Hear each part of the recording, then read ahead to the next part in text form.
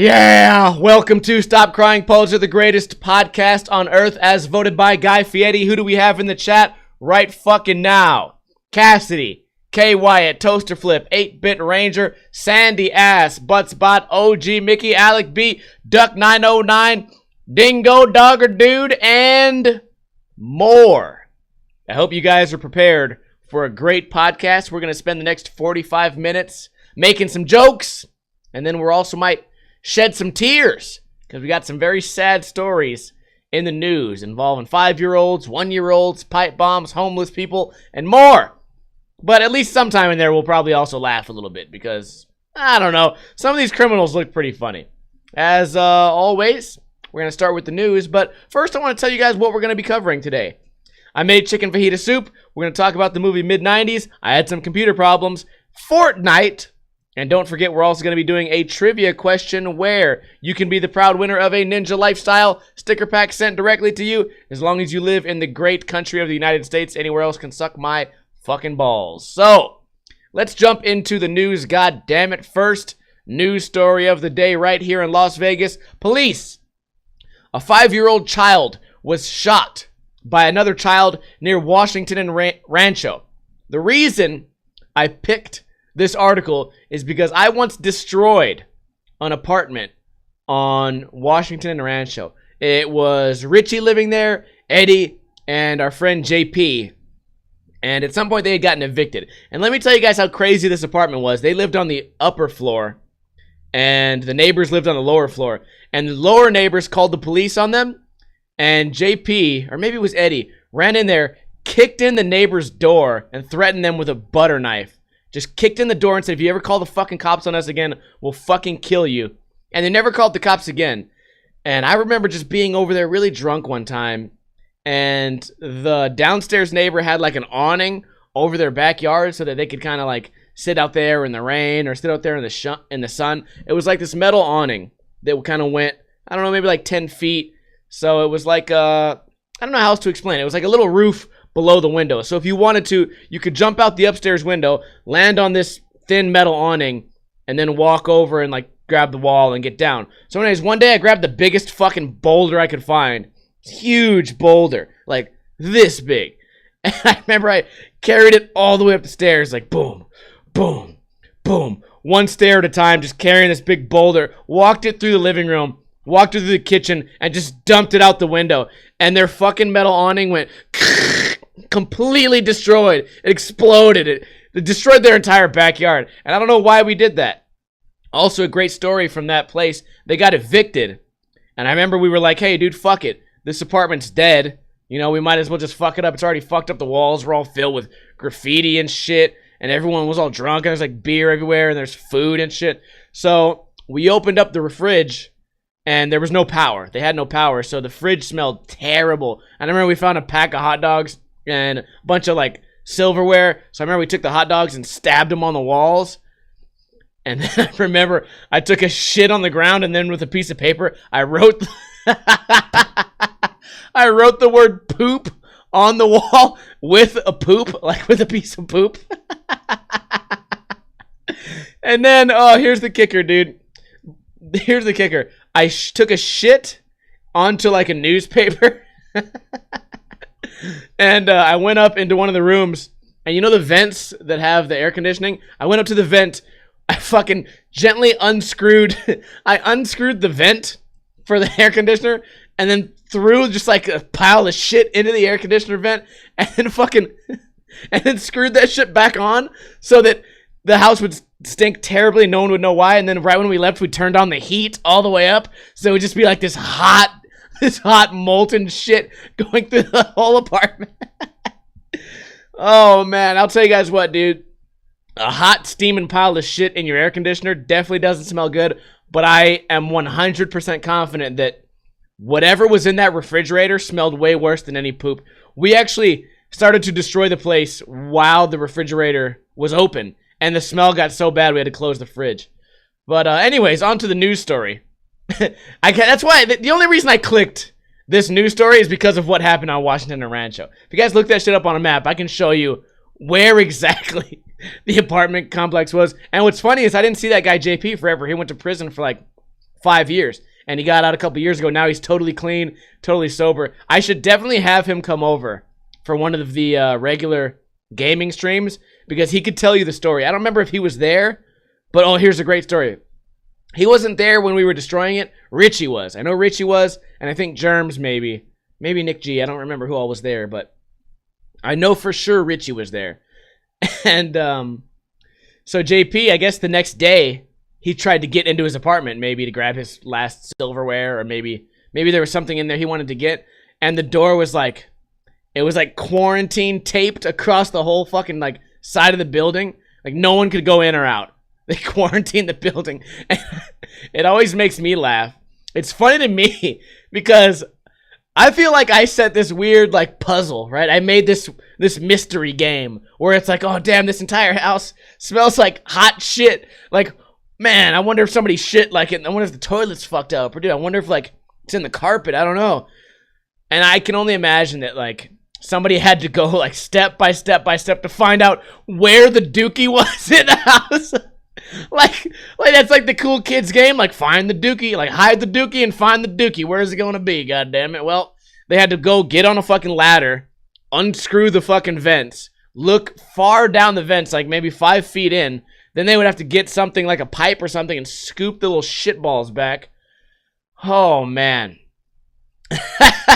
Oh, shit. It's a funny story. It's actually really disgusting now. And every single time I drive by that intersection, I think of that. I don't think about the 5-year-old child who was shot. But maybe the child was shot because he was playing a game of hide the dookie.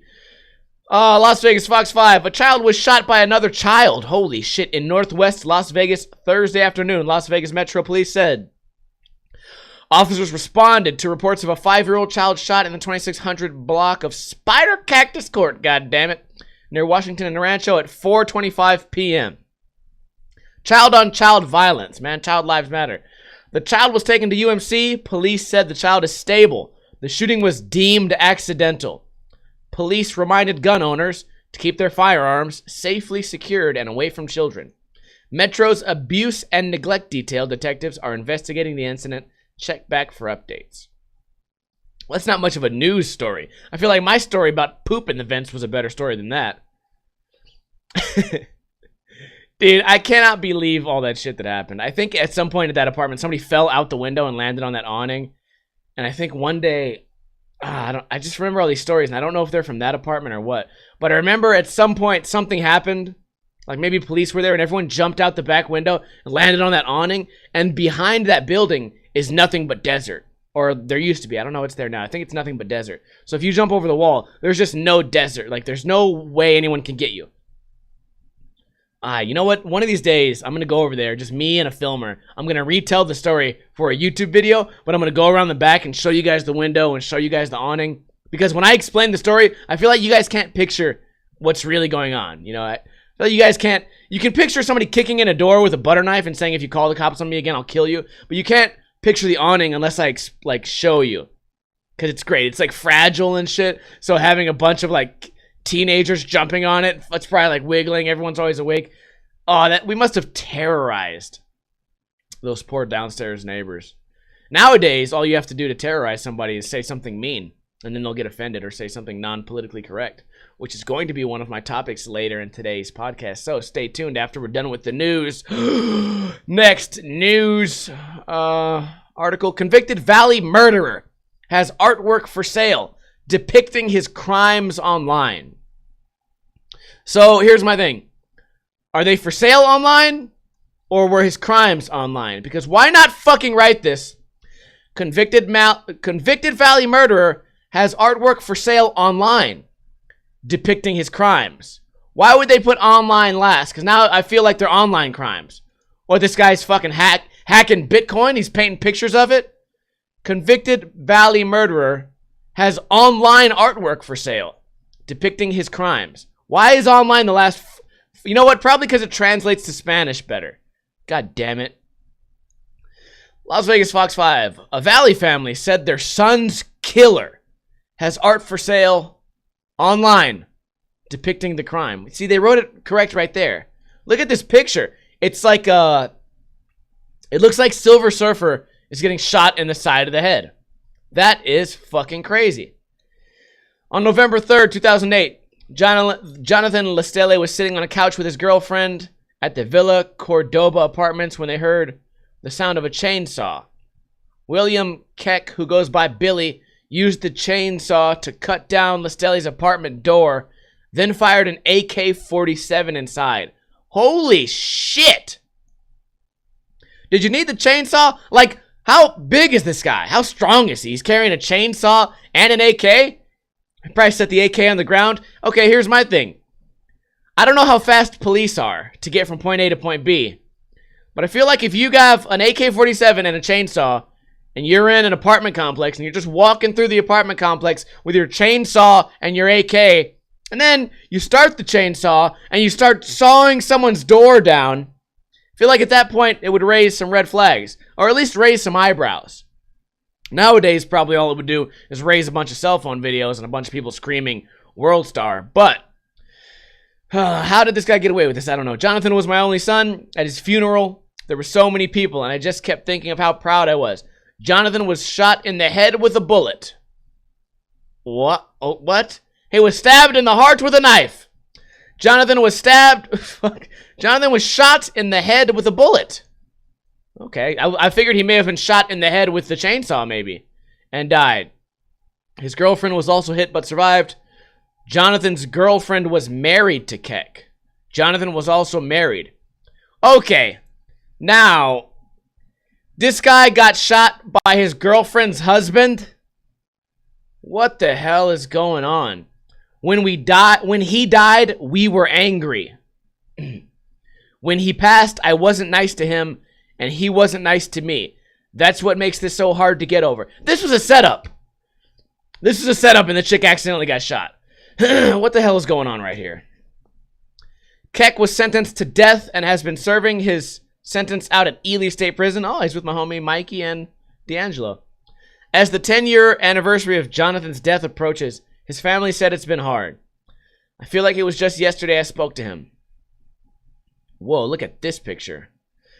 Beyond the anniversary, something Jonathan's family just found out has been making it more difficult. Someone across the world is telling me what is happening in my backyard. What? Recently, a woman from Australia sent the Lestelles a link to artwork done by Keck. The Lestelles said it's of Jonathan. The painting shows a man with a bullet hole in his head right where Lestelle was shot. Inside the bullet hole is a painting of Keck and his wife. Okay, let's zoom in on this. Whoa, what the fuck is going on here? There's something. This is gnarly. If you guys are listening to this on iTunes, you definitely got to check it out on YouTube. This is crazy. That really is a picture of him and his wife just there inside a bullet hole. What in the fuck is going on with this guy? Holy shit, that's gnarly. The Stellies said it was just put up in time for the November 3rd anniversary. They said they've called the prison. Why is a criminal who is awaiting lethal injection allowed to be painting images depicting violence and crime and allowed to sell it online? I wonder if this is going to be like a free speech thing or what. I guess do you lose your free speech when you're in prison? You lose a lot of rights, right? You lose your right to own a gun if you're a felon. Lestelle said they've also spoken directly to the warden. He told me he has rights just like you have rights. Oh, damn, boy. The family said what's most frustrating is a decade later, instead of honoring and remembering Jonathan, they're dealing with this. I don't want to deal with this. He should be put away on a shelf somewhere and not allowed to harm our family. William Keck's art is on multiple platforms, including DeviantArt and Facebook. This guy has fucking Facebook in state prison? The NDOC said they are aware of the situation. They added that prisoners are not allowed to sell art or anything from prison. Wait. NDOC said ultimately they cannot control if an inmate sends a photo to someone else and they sell it. What if wouldn't it be a trip if he sent this to his ex-wife, to his wife, to the wife? So, okay, two people are hanging out. One's married, one's not, and then an angry husband comes, kicks in your door, and kills you. That's fucking awful, and that's terrible. But it's also one of those things. What do I always say? What do I always say to you guys when controversial topics come up like this? I say, don't be surprised. Say it with me now. Don't be surprised. Oftentimes we use this argument when it comes to men hitting women. Oh, the chick started hitting the man and fucking believe it or not, he hit her back. It's not right, but with me now, don't be surprised. That's my thing here. Don't be surprised. Scary story, I guess. OG Mickey says, I'm not surprised, motherfuckers, motherfucker what? Stockton, motherfucker what? Next article. I would love to hear you guys' thoughts on what we just talked about right there. Obviously, there's this cool loophole, I guess. I wouldn't want to say cool loophole, but convenient loophole for these guys that they can paint shit and sell it. Or somebody can sell it, but that's pretty fucked up. Don't be surprised, motherfucker. Police arrest 2 in death of 1-year-old boy near Boulevard Mall. Get a load of these two. Get a load of these two straight shooters. This guy looks really familiar. I feel like I might have met this guy at some point in my life. We'll see.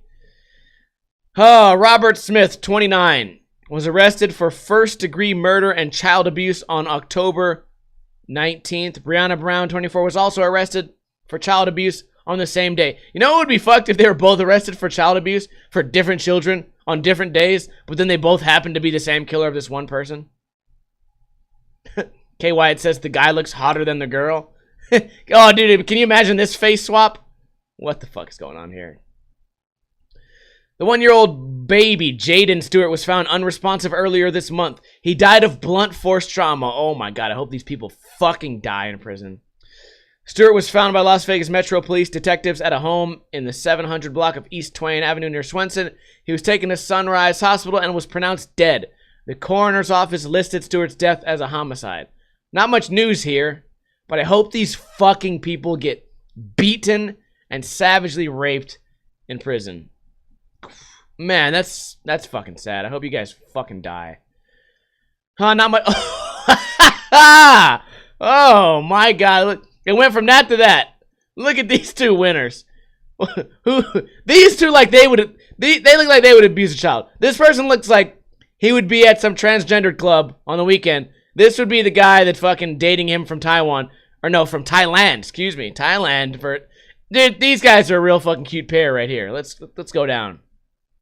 A father and son, guilty of killing a man by striking him in the head with a pipe, were sentenced to prison in Las Vegas District Court. Fili Fagimana. Fili Fagaima, 53, was sentenced to 15 years in prison Wednesday after he was convicted of murdering a homeless man in December 2016. His son, Aaron Makuakane, was sentenced to 10 years in prison for his part in the deadly beating. According to Las Vegas Metro Police, several people were involved in the argument in the 800 block of East Twain. Fagaimana initially was charged with battery with a deadly weapon, but the charge was upgraded after the victim died. The maximum sentence he could face is 45 years, so he got 15 out of those 45. Police said Seth Witkowski died from his injuries in the hospital after his girlfriend watched him get beaten and stomped on outside of a 7-Eleven message on Swenson Street and East Twain Avenue. According to an arrest report filed by the Las Vegas Metro Police Department, then 51-year-old Fili and 18-year-old Aaron admitted to beating the man in the head with a pipe because Witkowski got into an argument with the mother who worked at the 7-Eleven. Aaron stated they stopped hitting him because it's not like they wanted to kill him. Witkowski was originally diagnosed with a skull fracture and a brain bleed. He was eventually taken off life support, and the suspect's charges were increased to murder. Oh, god damn it. The confrontation began when Witkowski and his girlfriend were gambling inside the 7-Eleven. Eventually, they stopped playing, and a woman told them they had to leave. Words were exchanged, and the woman told police she eventually called her son and husband. Oh my god, why didn't you call the fucking police, you retard?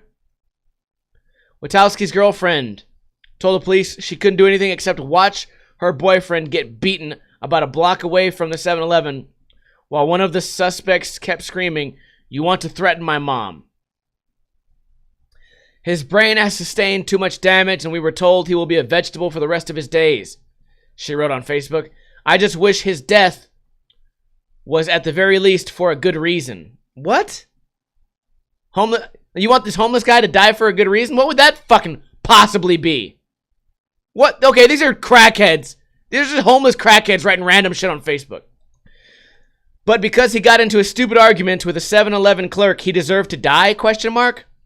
Senseless, selfish, it doesn't feel real. Can I please wake from this nightmare now, please? Sure, get off the drugs. When you're done gambling your fucking 19 cents at 7-Eleven, just leave the fucking 7-Eleven. Also, chicks, whenever you're being harassed, don't call your fucking husband and son or whatever. Call the police, especially if you're at work. She should fucking be she should go to jail for instigating or something like that, right? When police questioned the family, they said the father initially tried to prevent his son from getting in trouble. He immediately stated, I did it and none of my kids did it. One man said he knew the victim from the streets, but didn't want to be identified. He said Witkowski would sometimes run his mouth, but he didn't deserve to be killed. This guy runs his mouth all the time, but you know what? He should die for a good reason. But you know him from the streets. How fucking shady is this whole sentence? One man who said he knew the victim from the streets. He knew him from the streets, but he didn't want to be identified. So he doesn't want his friends to be known. For sure, a fucking meth dealer, crack dealer. He said Witkowski would sometimes run his mouth, probably when he was short on money for crack, but he didn't deserve to be killed. Whoever made the statement has probably also beaten this guy up in the past. I'm also not saying he deserves to be killed, but again, what do we always say? Don't be surprised. Sean didn't know what he was getting into. The kid was so huge, dude, and there was no way Sean stood a chance if there was two of them. He don't look 18, dude. He looks like he's as old as King Kong because he's big. I wouldn't mess with him. Police say Makukane is 6'4" and weighed approximately 405 pounds. That's a big boy. In order to compete in the UFC, he would have to lose about 150 pounds. Holy shit. He'd probably be badass at Suno, though. Sumo, very Suno. See, we won't be seeing that guy anytime soon, though, because he is out the fucking door in prison. Now for a more popular topic that some of you guys may have heard about. These pipe bombs. Now, this is something I've only read a little bit about. It says at the top of the screen it's a developing story. 14 explosive packages sent to prominent Trump critics. Now, the conspiracy theorists are going crazy on this one, especially on my Facebook. I don't know anything about politics. I also don't know anything about pipe bombs. I don't know anything even about this story. But I do know that there's a lot of people like being very critical of this story. Within just a few days, 14 suspicious packages containing what appear to be pipe bombs were sent to prominent Democrats and critics of President Donald Trump. 4 more suspicious packages were discovered Friday, bringing the total number of pipe bombs sent to prominent Trump critics to 14. Now, a lot of the criticisms were these pipe bombs don't look like pipe bombs. Like they look like what a movie would make a pipe bomb look like, right? That's what I've been reading. I don't fucking know the truth about that. Also, like the detonators look like they wouldn't be real detonators. Someone who's actually made a pipe bomb, from what I've heard and read, someone who would make a pipe bomb would never make it look like this. So these are like super fake, and none of them have gone off, by the way, which is good. I'm happy that none of them have gone off. They were real bombs, many of them crudely assembled. Well, on that note, a lot of them say like that a lot of the packages were really suspiciously marked. Like none of them had the correct amount of postage. None of them had been stamped. Like maybe none of them had actually been delivered by mail people. So there's a lot of interesting things going on. The conspiracy theorists might have something to say here. And if anyone knows anything about that, I would love to hear your guys' thoughts in a comment or even in the chat right now. Dingo says none of them went off, so there's that. So yeah, there's a list of people that has gone to. Suspect faces 5 federal charges in connection with suspicious packages. So there's one suspect so far. Okay. Federal authorities arrested Cesar Sayoc, 56, in connection to the suspected explosive packages discovered this week. Whatever. I didn't know that. I didn't know there was a suspect yet. Sayoc has an Aventura, Florida address and was arrested at a business in Plantation about 20 miles away in South Florida. He has a criminal history and ties to New York. Okay. He's facing 5 federal charges. Why not?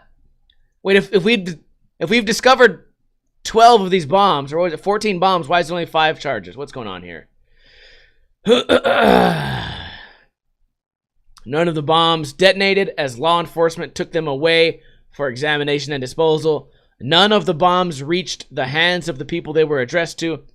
All of the packages were mailed, with the exception of the package handed to George Soros, which appeared to have been hand-delivered to his home mailbox. Monday, 1 package found. Okay, Tuesday, they're just going to go through when the packages were delivered.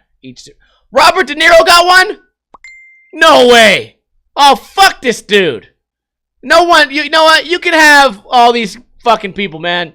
You can have George Soros, Hillary Clinton, Barack Obama. Nah, I'm keeping Barack too. John Brennan, Debbie, whatever, Maxine, bullshit. You can have Joe Biden. You can have Cory Booker, Kamala Harris, Tom Sayer. But you're not fucking taking Obama, and you're definitely not fucking taking Robert De Niro from me. Remember that pipe bomb he survived in Casino? Nothing can stop that man. You gotta be fucking crazy. What's the matter with you? What's the matter with you trying to kill Robert De Niro, you motherfuckers? God damn it. Kay Wyatt, should have sent it to Amy Schumer. Yeah, do us all a favor. Would have gave you a Nobel Peace Prize. Now you're facing 56 years in prison. What a dumbass. What's the matter with you? What are you, fucking stupid or something? Holy shit, I don't want to read all this, dude. Law enforcement official says the pipe bombs that were sent to several prominent Democrats and CNN were packed with powder and shards of glass. The official says the devices were made from PVC pipe that was about 6 inches long and covered with black tape. Whew. The officials say each device also had a small battery, similar to a watch battery. The official didn't say whether the powder was explosive. Okay.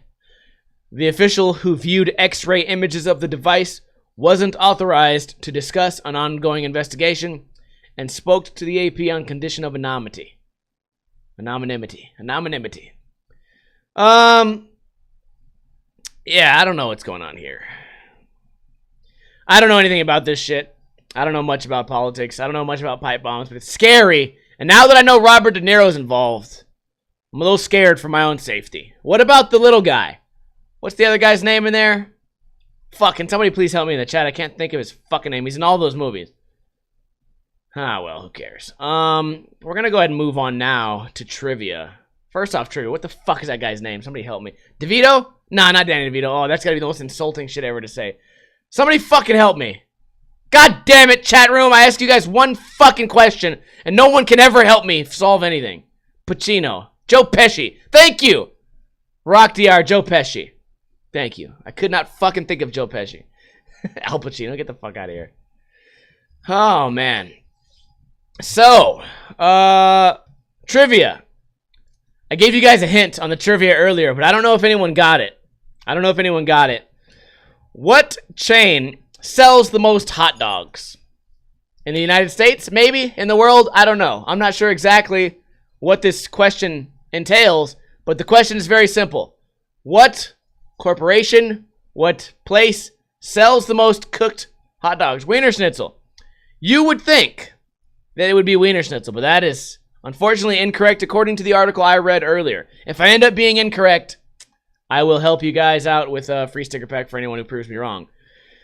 But earlier in the podcast, I gave you guys a hint. Message. And I'm thinking, hey, maybe you guys can figure out. Actually, I'll give you guys one last hint. It's where Ikemefuna and Wakazano beat up the homeless guy. Where did they get into the argument at? Do do do do do do do do. Ballpark Franks, K White. I'm talking about like already pre-cooked. They got to be cooked already. You may be correct. You know what? I'm thinking like Walmart probably sells the most hot dogs, but I mean cooked hot dogs. What place sells the most cooked hot dogs according to the source I read earlier? Which may be correct, may not be correct. Avising! Zing, zing, zing, zing, zing! 7-Eleven. Avising is correct. He beat Duck 909 by a matter of about 2 seconds. Avising, you are the winner of a brand new sticker pack, unless you don't live in the USA, in which case, Duck, you still have a chance. All you have to do is find me on Facebook, ask me how I'm doing. Hey, Ninja, how you doing? And then say, hey, it's me. I won the trivia. This is my name. This is my fucking answer. And I'll make you prove it somehow, or just do it in the Discord. Either way, give me your guys' address, and I will take care of y'all in the future. I appreciate y'all for playing. If you didn't know the answer, you need to open up your fucking brain. Open your brain up and fucking listen when I'm doing podcasts. God damn it, you motherfuckers. So, chicken fajita soup. That's what I made for dinner yesterday, and I also ate it for breakfast today.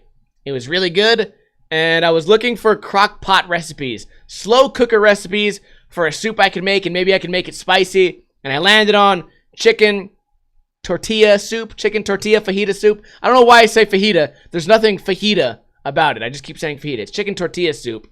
And it was really, really easy to make. We're going to make this a little cooking with Ninja. I'm going to explain to you guys how to do it. What you do, you get 2 small Campbell soups of cream of chicken soup. They're like $1 each. 2 of those, $1. Dump both of those in the crock pot, right? Boom, 2 of those. Get 1 big can of black beans. Take out the juices, drop the black beans in there. Get yourself 3 chicken breasts, drop them in there, boom. You can brown them if you want to. If you want some color on them, you don't need to brown them. You let all that shit sit in there, take a jar of salsa. I went with habanero salsa. Dump that bitch in there. Teaspoon of cumin, whatever spices you want. Throw a jalapeno in there if you want to. Fuck it. Maybe some cilantro or cilantro powder. I don't fucking care. Boom. Let that bitch go. 5 hours, shred the chicken, let it sit for a few minutes, serve it, put some cheese on top, some green onions, bow, bow, bow, bow, bow. Tortilla chips, game. Blouses, you're getting your fucking dick sucked.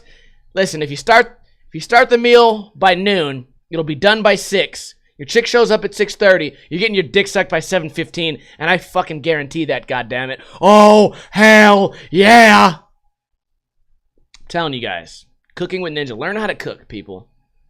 I'm telling you guys right now, learn how to cook. You don't even have to cook good shit. Half the things I cook, they're literally what makes this dish good is all the ingredients are already done. You don't have to create the cream soup. You don't have to create anything. It's like adding a bunch of shit that's already created, and it happens to become something good. Now, you could make it from scratch, and hey, it would actually be a little bit better, but you'd work a lot fucking harder. I'd rather work a little bit and have something really good than work super fucking hard forever and have something outstanding, right? You guys on my fucking side here? Oh, let's talk about the mid-90s movie. I haven't seen it, and I don't know anything about it. But I made a series of tweets today, and there will be more. There will be more violent, vicious tweets about the mid-90s. Skateboarding in the 90s, and even the early 2000s, was very different than skateboarding now. Skateboarding now is this big contest to see who can cry the most, who can be the most offended, who can be the most politically correct, who can dress the weirdest and do a fun little Fortnite dance and act weird. Whereas back then, it was a lot more, hey, don't fucking come to my skate park, bitch. Hey, this is our fucking spot. This is where we skate. If you're not from here, get the fuck out. It was a lot more locals only. It was a lot more tough guy shit. Even though skateboarders are super non-athletic and, like, generally deep down, they're all kind of pussies anyways. Back then, they would turn that insecurity into, like, violence. You know what I mean? And that was something that happened in the mid-90s, which is why I think a lot of modern skateboarders now, if they go and watch the mid-90s, they're going to be sitting there shaking from fear. Because I'm sure there's some violent scenes in there, and you know modern skateboarders, they don't like violence. They don't like fighting. They don't even like arguing. You can't even say bitch or gay online without some fucking 2018 pussy going, I can't believe he said gay. Why would you say gay as if it was an insult, dude? You don't even understand shit, dude. You don't even understand it. I'm really offended. I can't believe you said that, dude. I can't believe you fucking said that, dude. If I ever saw you in the street, dude, I'd, like, pull you aside and try to teach you, like, how many genders there are, dude. It's real messed up, bro. Nowadays, mid-90s. Oh, dude, if you watch that shit now, you're going to be scared. Okay, I hope they really keep it real mid-90s. I hope there's people calling each other gay. Hope there's fighting. They're all going to dress weird, I'm sure. But it's a whole different world. It's going to be, I'm going to fight you and rob you for your fucking watch. Versus nowadays, it's like, I only wear a watch for my Instagram edits, and we zoom in and zoom out and do no complies and shit. Oh, man. So here's the thing. If you were born after 1999, how about that? If you're born after the 90s, if you're born in the year 2000 or later, don't go see mid-90s. Go see Halloween. Go find a really scary movie to watch. Because if you go watch the new Halloween movie, it'll probably be way less scary. It'll be way less scary. It's just a guy stabbing people. Walking slow, grunting, oh, I stab you. And then you can sit there and be like, oh, this is kind of scary, but at least I know it never happened. At least when I watch this, I know it never happened. These fucking millennial kids are going to watch mid-90s, and they're going to be fucking shocked and appalled to know that this happened only 20 years ago. Ah! Ah! 20 years ago! 20 years ago, skateboarding was a violent place. Oh! Skateboarders could speak their minds.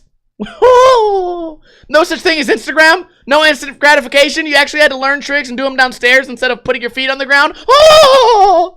Oh no! Oh God, the fucking fear, the agony.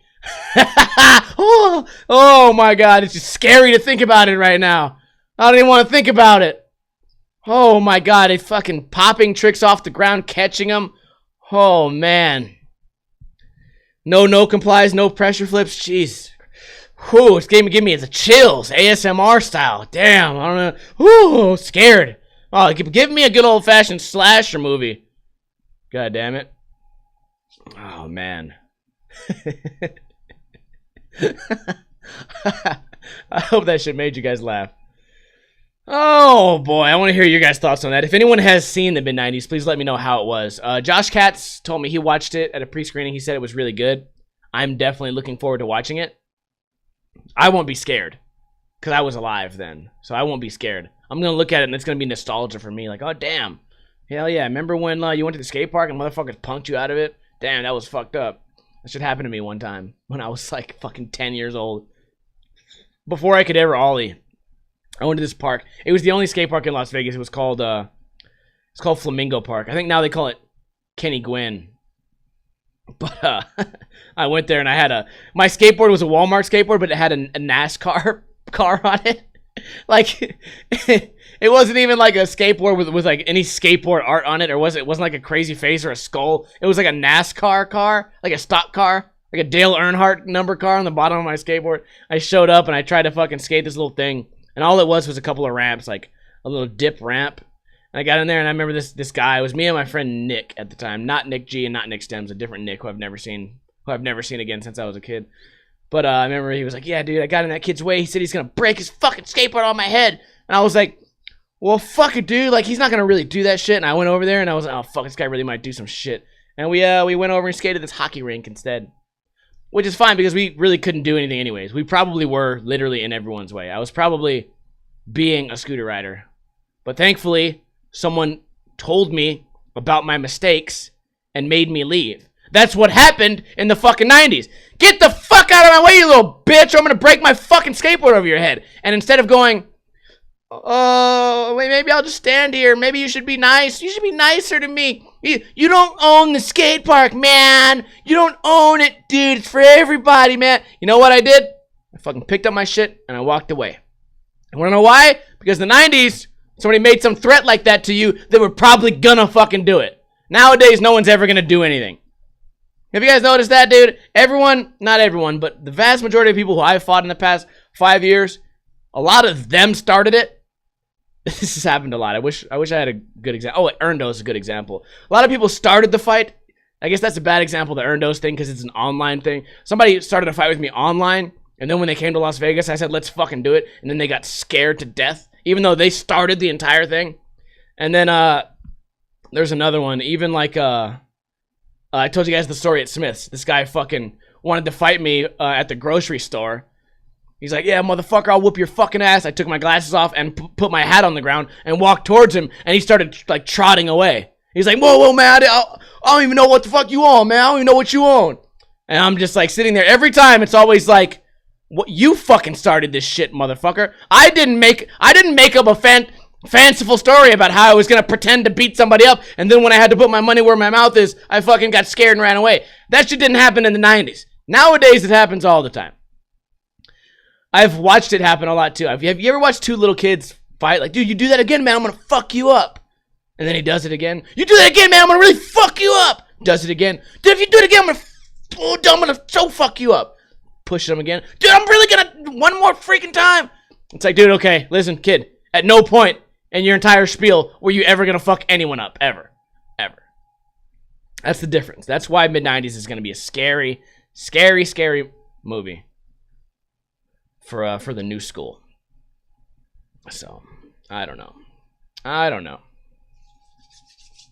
Cops are better now, though, so you will actually go to jail for assault. I don't know if that's true.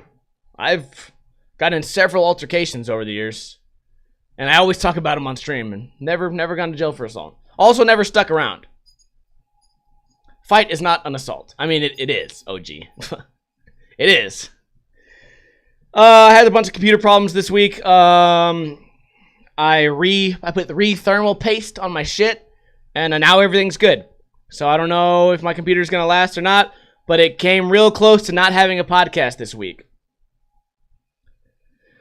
If both agree, that is also incorrect, OG Mickey. I don't know if you live in America, or maybe your state's different than mine, but I know in Nevada, if both people agree to fight, it is still assault. Absolutely. So, speaking of bullshit, Fortnite. I'm going to take a dive deep into my own psychosis right now and try to figure this out. Me and a guy who's currently in the chat right now, K Wyatt, he was talking about little tricks that people do these days to gain growth on both Twitch and YouTube. And one of the things he suggested for Twitch, first off, was to categorize this podcast as just chatting, which seems to be doing quite well. But one of the other things he suggested, he said something along the lines of, hey dude, just play Fortnite. And I was like, no, Fortnite's gay, I don't like it. And his argument was, well, right now you're playing Mario 64. If you add up every single person playing Mario 64 right now, it's 400 people. So even if you were the most popular Mario 64 player right now, if you're the most popular, and it was like midnight, you would only have 400 viewers. And he was like, if you were the most popular Fortnite streamer, you'd have 10,000 or something like that. Now, that makes perfect sense. And if we put down the ratio, let's say I was in the middle. I'm the middle best Mario player. Okay, now I have, what, 100, 200 viewers? Well, I think his argument might have been along the lines of, what if I was the middle Fortnite player? Well, then I would have 5,000 viewers, and I'd make more money. And you guys know as well as I do, I'm totally down to sell out all the time. All I want to do is sell out. If anyone has any, like, retarded thing that I can do for money, I will fucking do it. Kind of. As long as it's, like, legal and okay and shit. You know what I mean? I mean, look at me. I ride scooters. That's basically me selling out. I jump on a scooter. I do a tail whip. That's me selling out. I film my friend Gage and Andy and Josh ride a scooter. That is essentially me selling out because I don't think those videos are interesting. I don't go back and watch those videos and think, oh, this was a clever video. This is a great video. I never do that. I make those videos strictly to make people angry so that they keep watching the video and I get money off it. So if I'm willing to sell out on that front, why am I so against Fortnite? Why am I so against these trends? And I think I made a lot of excuses last night to K Wyatt, but most of them were exactly that. They were just excuses. The only excuse that really makes sense is like that I don't want to, that I don't like the game. But I'm sure there's a couple of people that make money off Fortnite that don't really like the game either. Not even Fortnite, even the other ones. PUBG or Black Ops or League of Legends. I sort of feel like I'd be lying to myself. That was part of my excuse. Like, I feel like I'd be lying to myself if I stooped down and played those fucking games. But in reality, me riding a fucking scooter, that's also me lying to myself. So if anyone has any psychoanalysis for me to figure out why I think I'm too cool to play Fortnite, but I'm not too cool to jump on a scooter and do a tail whip. I would love to hear your fucking responses. I think part of it is it's like fear of failure. You know what I mean? If I fail at Fortnite, I failed doing something that was lame and something that I didn't like and something that took a lot of work. Because me setting up a Fortnite stream, probably going to take a lot of work. I'm going to have to actually learn how to do it. In fact, learning how to play Fortnite is going to be 10 times, 50 times, 100 times harder than learning how to scooter. Right? But if I make a scooter video and I fail, it's kind of like, well, that only took 7 minutes. Big deal. If I put a lot of my time and effort into Fortnite and I fail, it's kind of like, well, I became lame. This shit sucks. And I spent a lot of time doing it. All that time I could have been spent playing Mario 64 or playing Mario World or playing Ninja World, which is still available on MarioWorldHacks.net, or I don't fucking remember the website. Oh, smwcentral.net. You guys can download Mario World. So anyways, I would love to hear your guys' thoughts. What is my issue? Or what can I do to improve? A lot of people say, oh, change your content up. Well, as far as YouTube goes, changing my content up doesn't change anything because no one's able to watch my shit. I tell you guys this all the time. So I don't know. Maybe we'll figure that shit out. Anyways, Fortnite. That's the end of my podcast today. We've talked about a lot of really fun stuff. We talked about me destroying a house, me playing a game of hide the poop in the air vent, me destroying somebody's backyard. We talked a little bit about chicken fajita soup. We talked a little bit about a child being shot by another child. We talked a little bit about, what is this? Oh, convicted Valley murderer. Painting pictures of people dying and selling them online. Want to know your guys' thoughts on that? We talked about these two guys that killed a 1-year-old baby, and I hope they fucking die and burn in fucking prison. We talked about 2 Samoan guys, big scary motherfuckers, 405-pound dude beating up a homeless guy, and pretty interesting stuff. I think we've had a really fun podcast, and I want to thank each and every one of you guys for showing up here to watch it live. If you showed up late, don't worry, the podcast comes out on Sunday. You can re-listen to it on either iTunes, YouTube, or Podbean, in case you're on an Android or something like that. Now, let me go ahead and read all the donations and whatnot we got for here. We got Avising. Oh, wait, let me start at the beginning. Slowest TG. Oh, wait. Kirkadin followed. Slowest TG followed. Did your uncle followed. Avising resubscribe. Thank you for that. Nice Latvia donated $3, and he says, love your shit. Buy yourself some beer. Thank you very much for that. Avising donated $20 again. That's 2 weeks in a row, Avising. You're a goddamn beast. Almost missed the show. Glad I got here. Holy shit, Avising. I gotta get you some stuff. Skateboard, maybe. Some stickers. I gotta hook you up, Avising, if you're still here. I greatly appreciate it every time you're here. Avising is the official sponsor of Stop Crying Poser now. Because for 2 weeks in a row, maybe 3 or 4, he's donated $20.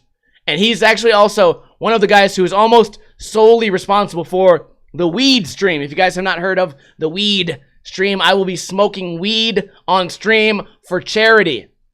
I don't want to smoke weed. I don't like smoking weed. I'm not looking forward to it, but it is for charity, and I know you guys like to see me be miserable. That will be on Sunday, November 4th. Do not miss that. And while you're here, go ahead and give a big old hell yeah to Avising, because he sponsored a lot of that shit. Thank you, Tom, 50cc, Cole Haggard, and Big Kush Smoker. I know you'll be there on the 4th. As far as that goes, that's going to be about it. I would love to get a big hell yeah from everybody in the chat so that I can shout you guys out. We have Avising, OG Mickey, Duck, Hayden, Buford, Gay LMAO, OG Mickey, Hayden, Divine Crack, Jake, Gunther, and more. Tom 50cc. If you guys aren't watching this live, you should be. Every Friday, right around 3:30, 4 o'clock p.m. Pacific time, right here on twitch.tv/Ninja Lifestyle. I guess I will see you guys next time. Don't leave. We're still going to do the post-show. If you're watching live, don't leave. But for everybody else, suck my fucking balls. I'll see you guys next time. Kuna Matata. Bitches, let's play that intro.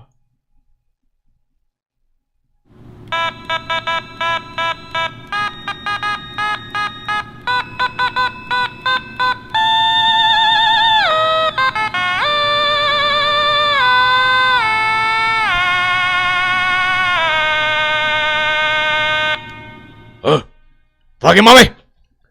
Yeah, what do you want, Michael Cookie? Oh, fucking mommy, I want to beat up this homeless man. Oh, I want to beat him up too, but I'm too busy playing Fortnite.